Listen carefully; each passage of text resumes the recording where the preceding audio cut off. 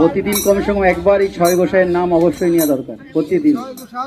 আর এই 6 গোসাইয়ের মধ্যে মুখ্য যে গোসাই হচ্ছেন তিনি হচ্ছে সনাতন গোসাই। এনাকে বড় গোসাই বলা হয়। ইনি হচ্ছে সবাই বড়, আর এনার উপরেই বেশি দায়িত্ব দিয়েছিলেন ভগবান শ্রী চৈতন্য মহাপ্রভু। অ্যাকচুয়ালি আমি ওপরের যে মদন মোহন মন্দিরের কথাও এখানে সব বলে দেবো, তাহলে আর ওপরে গিয়ে কথা হবে না। ওপরে দর্শন করে আমরা নিচে নেমে পড়বো। তো সনাতন গোস্বামী আমরা জানি আগে নবাব হোসেনের ওনারা কি ছিলেন, ওনার ছোট ভাই আর উনি দুজন অর্থমন্ত্রী আর প্রধানমন্ত্রী দুজন ছিলেন। তো ওনারা প্রথম থেকেই, যদিও ওনারা মুসলমানের এতে করেছিলেন,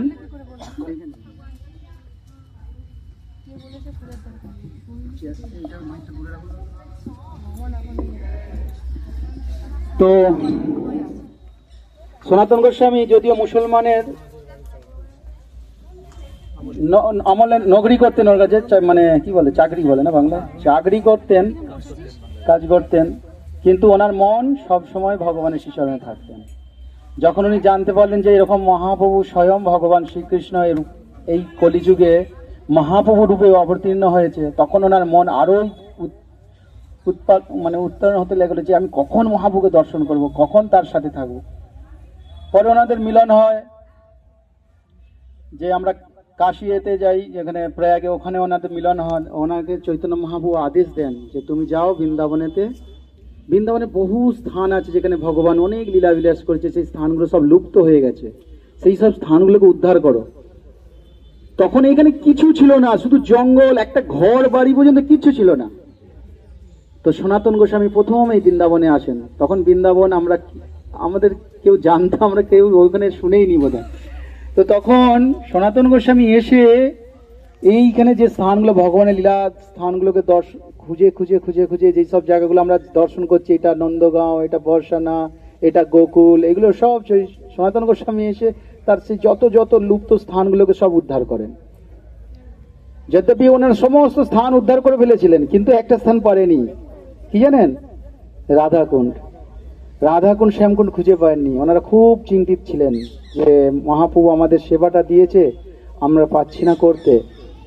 তো তখন মহাপ্রভু স্বয়ং এসে রাধাকুণ্ডের শ্যামকুণ্ডকে করেন, উদ্ধার খুঁজে বের করেন যে এই তো গিরিরাজের পাশে এখানে একটা ধান ক্ষেতের ভেতরে দুটো ছোট ছোট গর্ত দেখে মহাপ্রভু বলে এইটা রাধাকুণ্ড, এটা শ্যামকুণ্ড, এইটাই অরিজিনাল। মহাপ্রভু সেখানে স্নান করেন, তারপর এটাকে পরে সংস্কার করে আমরা দর্শন করবো, গোবর্ধন পরিক্রমা যেদিন করবো।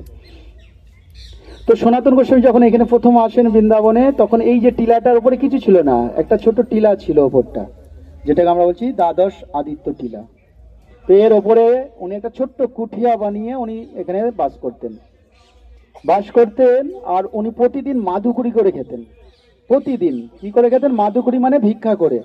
এখানে ব্রজবাসীদের ঘরে গিয়ে ভিক্ষা চাইতেন, যে যা দিত, কেউ রুটি দিত, কেউ আটা দিত, বেশিরভাগ উনি আটাই নিয়ে আসতেন। আটা নিয়ে আসে উনি কি করতেন, ওই জলেতে, যমুনার জল খুব নমক ছিল আগে, খাড়া ছিল, তো ওই জল দিয়ে উনি আটাকে গুলে গোল গোল ডেলা বানিয়ে আর আগুনে পুড়িয়ে ওটাকে খেতেন ভোগ লাগিয়ে ভগবানকে। তো এইভাবে প্রতিদিন উনি যখন এরকম ভাবে ভিক্ষা করতে দেন, একদিন ভিক্ষা করতে গেছেন উনি মথুরাতে। ওখানে একটা চুবে পরিবার ছিল যার নাম ছিল পুরুষোত্তম চুবে, তার বাড়িতে ভিক্ষা করতে গেছেন। ভিক্ষা করতে গিয়ে দেখেন যে এরকম তার ছেলেরা একটা শিব বিগ্রহের সাথে খেলা করছে। সেটা দেখে উনি বুঝলেন এই তো মদন মোহন, এ তো আমার প্রাণনাথ, যাকে আমি সব সময় চিন্তা করি, আর এনাকে নিয়ে এরা ছেলেরা খেলাধুলা করছে একসাথে। কিছু বলেন, উনি চলে আসেন। আবার কিছুদিন পর যখন ভিক্ষা ওনার বাড়িতেই অনেক ভিক্ষা করতে গিয়ে দেখেন ওনার স্ত্রী কোলেতে রেখে চাদর দিয়ে লিফটের কাপড় ধরে রান্না করছে। বলছে আরে এই তো ভগবান আমার, একে নিয়ে এইভাবে করছে। মনে অনেক কিছু উনি চিন্তা করছে, আরে এরা কেন এইভাবে ভালো করবে, রাজভাবে যেভাবে সেবা করে, রাজস্বী ভাবে, এরা কেন করে না, একে এইভাবে করছে। উনি এখানে চলে আসেন, এসে আর এরকম চিন্তা করতে করতে রাত্রে ঘুমিয়ে যান। আর মদন মোহন ওনার কাছে স্বপ্নে আসে, বলে এই মদন মোহন, এই সনাতন, তুমি নিজেকে খুব বড় হয়ে মনে করছো নাকি? এরা যে প্রেম দিয়ে আমাকে সেবা করে, আমি ওতে অনেক আনন্দিত আছি, তুমি নিজেকে করো না। তখন সনাতন গোস্বামী খুব নিজেকে ভাবে। তারপরের দিন সকালে তাড়াতাড়ি গেছে ওখানে গিয়ে ক্ষমা চাওয়ার জন্য। সেই ব্রাহ্মণ পত্নীর কাছে, ব্রাহ্মণের কাছে গিয়ে ক্ষমা চাইতে গেছেন। ব্রাহ্মণ ওদিক দিয়ে এসে বলছে, আরে তোমার নাম সনাতন? বলে হ্যাঁ। বলছে আমাকেও ভগবান তো কাল স্বপ্নে দেখা দিয়েছিল, আমি এতদিন ধরে সেবা করছি, তোমার সেবা নিতে চাই।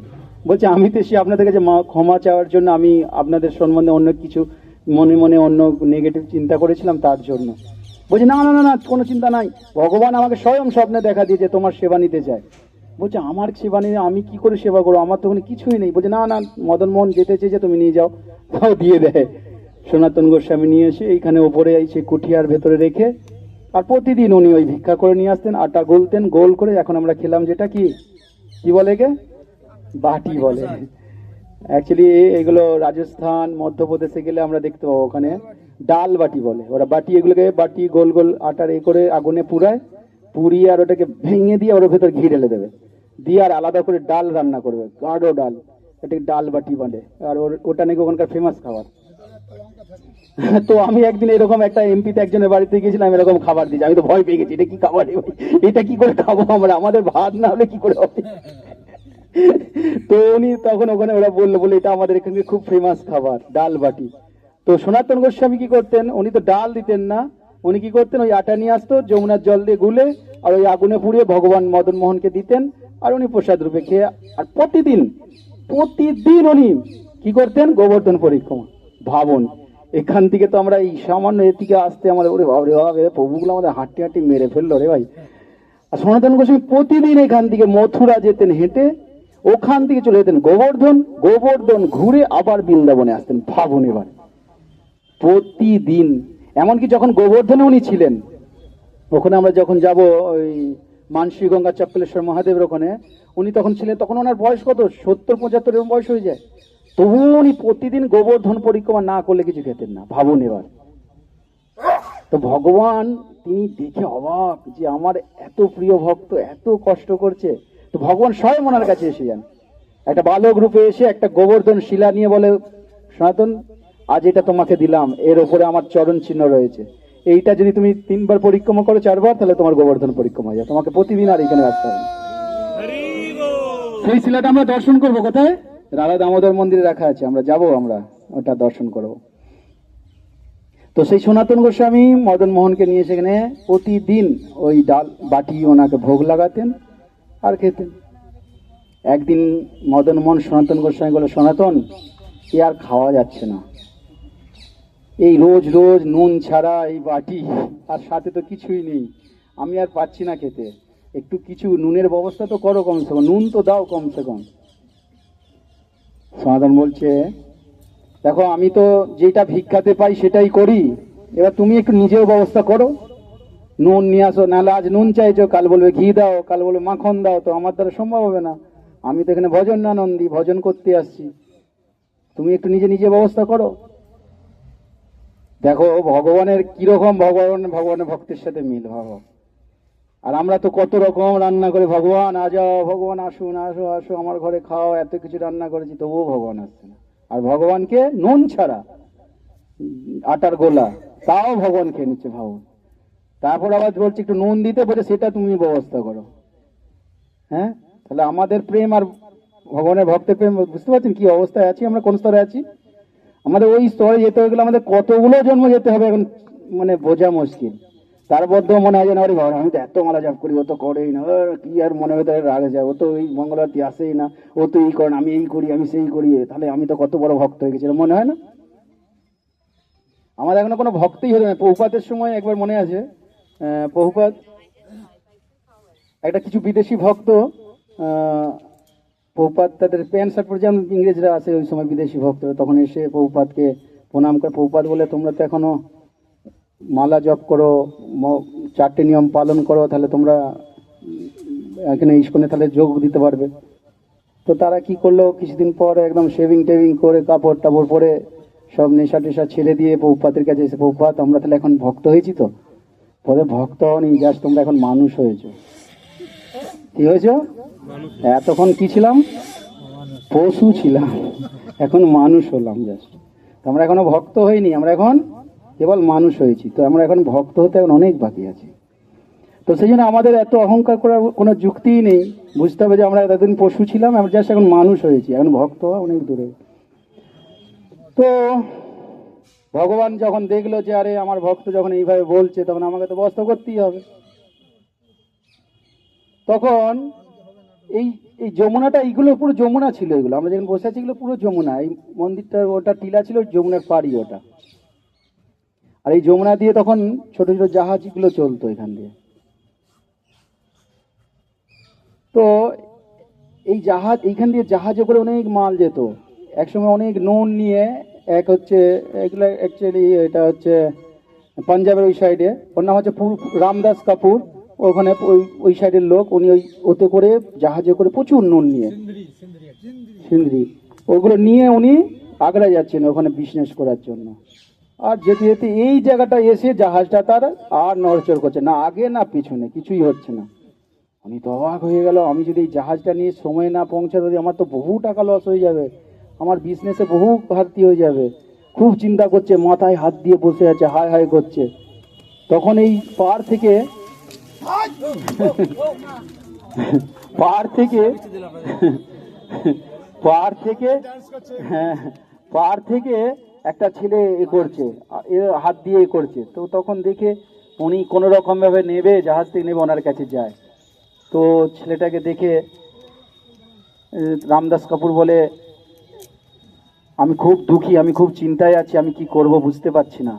বলে, তুমি কেন এত চিন্তা করছো? ওপরে যাও, ওই ওপরটায় ওখানে একজন বাবা রয়েছে সনাতন গোস্বামী, ওর কাছে যাও, ওর কাছে গিয়ে বলো, তোমার সব সমাধান করে দেবে। বুঝলি তাই? তখন ও খুব দৌড়ে দৌড়ে এসে সনাতন গোস্বামীর কাছে যায়, দণ্ডবাদ প্রণাম দিয়ে বলে, বাবা বাবা, আমি খুব চিন্তায় আছি, আমার জাহাজটা আটকে গেছে, কিছুতেই আগে পিছু হচ্ছে না, একটু আশীর্বাদ করুন যাতে জাহাজটা চলে যায়। আমরা করি না সবার বাবা। তো সনাতন গোস্বামী বললো, আমার কাছে কে পাঠালো তোমাকে? বলছে, ওইখানে একটা ভালো ছেলে দেখলাম, বাচ্চা, উনি আমাকে বললো আপনার কাছে যাওয়ার জন্য। বলছে, আমার কুঠিয়ার ভেতর গিয়ে দেখো তো ও আছে কিনা। কুঠিয়ায় গিয়ে দেখো, হ্যাঁ এই তো, এই বলেছে। বলছে, জাহাজে কি আছে তোমার?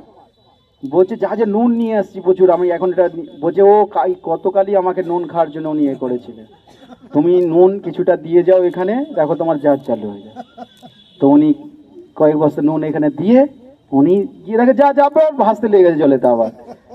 তো উনি সিধা চলে যান আগ্রায়, গিয়ে বিজনেস করে প্রচুর টাকা লাভ করে। ফিরে আসার সময় উনি সনাতন গোস্বামীর কাছে এসে বলে, বাবা আমি এইসব টাকা তোমাকে দিতে চাই, আমি ভগবানের সেবা। বলছে, না, এখানে একটা মন্দির বানিয়ে দাও। ওই রামদাস কাপুর এই মন্দিরটা বানিয়েছে, কত সুন্দর ডিজাইন, খুব সুন্দর।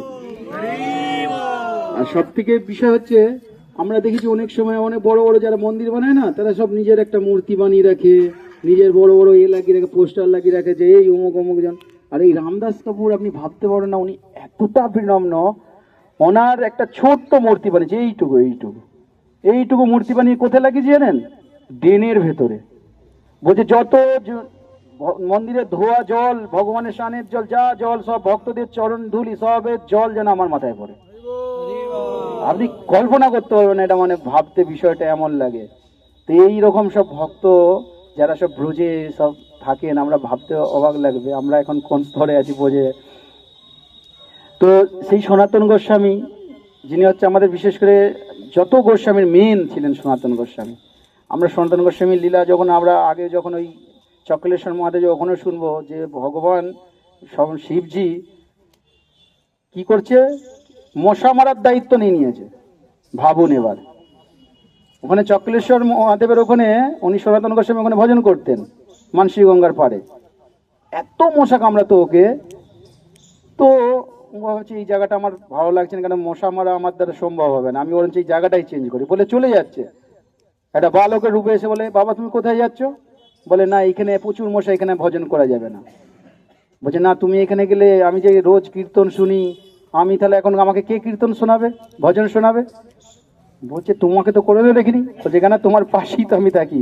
তখন শিবজি ওনার দেখা রূপ দেখায় যে আমি তোমার পাশেই রয়েছি, তোমার কীর্তন শুনে, তোমার ভজন শোনার জন্য আমি এখানে বসে আছি, আর তুমি চলে গেলে আমায় কে শোনাবে? বলছে, কিন্তু এখানে প্রচুর মশা। বলছে, কোনো চিন্তা করতে হবে না, এই মশা মারার দায়িত্ব আমার। পুরো মশা মচ্ছরদেরকে একদম বলে, এইসব মশা হাঁটাও এখান থেকে, দাও পুরো দূর, ওখানে যাবে না। আপনি দেখবেন কত নোংরা গন্ধ, কিন্তু কোনো মশা দেখতে পাবেন না করে, এখনো কোনো মশা দেখতে পাবেন না করে, এত সুন্দর। সনাতন গোস্বামী এইভাবে, অ্যাকচুয়ালি গোস্বামীরা এক জায়গায় ভজন করতেন, ওনারা ঘুরে ঘুরে ঘুরে ঘুরে জায়গায় জায়গায় ভজন করতেন। যখন আমরা নন্দগাঁও যাবো, ওখানেও আছে সনাতন গোস্বামী ভজন, পাবন সরোবরের পাশেই ওখানে সনাতন গোস্বামী ভজন কুটির আছে। রূপ গোস্বামীর ওখানে টের কদমে ভজন কুটির, ভজন স্থলী আছে, ওগুলো দর্শন করবো আমরা। তো এখন আমরা এইখান দিয়ে পরিক্রমা করতে করতে এইভাবে যাব ওই সাইডে। এখানে গ্রন্থ সমাধির মন্দির আছে এখানে, কেন ওর গোস্বামীদের অনেক গ্রন্থ ছিল, সেই গ্রন্থগুলো এতই তাতে যুক্তি সম্পূর্ণ, এতই তার রয়েছে, যেগুলো আমাদের মতো মানুষ পড়লে বিভ্রান্ত হয়ে যাবে। তাই আচার্যরা দেখছি এই গ্রন্থগুলো যদি আমাদের মতো মানুষদের পড়ে, এরা অন্য অন্য ব্যাখ্যা, এখনই কত রকম ব্যাখ্যা হচ্ছে, অনেক অনেক সাধুরা তাদেরকে দেখবেন তারা ভগবানের জায়গা হট্টি দিয়ে নিজে বসে রয়েছে। আমি কদিন আগে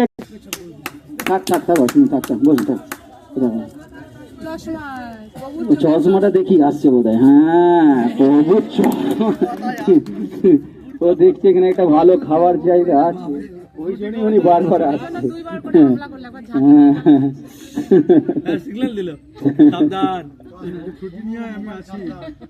তো সেই আচার্যদের গ্রন্থগুলো ওখানে গ্রন্থ সমাধি, ওখানে গ্রন্থ সমাধি মন্দির আছে, ওটা আমরা দর্শন করতে প্রণাম করে ওইদিক দিয়ে বেরিয়ে যাবো, গিয়ে ওপরে মদন মোহন মন্দির দর্শন করব, ওখানে সনাতন গোস্বামীর ভজন কুটির আছে, ওটা দর্শন করব, করে আমরা ওখান দিয়ে ওই পাশ দিয়ে নামবো, এদিক দিয়ে আর নামবো না, আমরা ওই দিক দিয়ে নেমে পড়বো। ঠিক আছে, হরে কৃষ্ণ। हरे कृष्ण। श्री वृंदावन धाम की, श्री मदन मोहन भगवान की। আর এখানে যে সনাতন গোস্বামীর যে ভজন সমাধি মন্দিরটা দেখেছেন, ভেতরে কত সুন্দর বিগ্রহ রয়েছে। আর এই মন্দির, এটা আমি যার সেবা করি দীনবন্ধু বাবু, উনি রাশিয়ান ডিভোটিদেরকে ডোনেশন নিয়ে এসে এটা করে দেন এই জায়গাটা। সমাধি মন্দির আর এই বিগ্রহ, সন্ধ্যা সনাতন গোস্বামী কত সুন্দর বিগ্রহ।